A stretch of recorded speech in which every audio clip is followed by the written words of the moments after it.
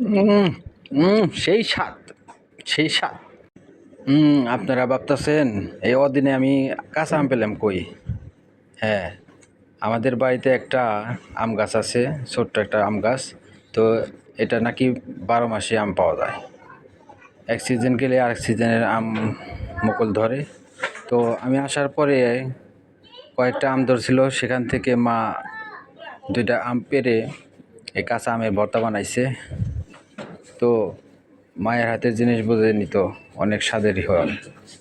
তো মা অনেক স্বাদ করে শখ করে আমার জন্য এই আম দুটো কেটে ভর্তা বানাইছে। আসলে অনেক বছর পরে এই কাঁচা আমের ভর্তা অনেক স্বাদ লাগতেছে, এবং অদিনেই বলতে পারেন, এখন তো আর আমের সিজন না। তো এই সময়ে এই ভর্তাগুলো আসলেই খেতে খুবই মজা লাগতেছে দুপুরবেলায়। তো আমার মা জানে আমি আম ভর্তা খুব পছন্দ করি, তো সেজন্য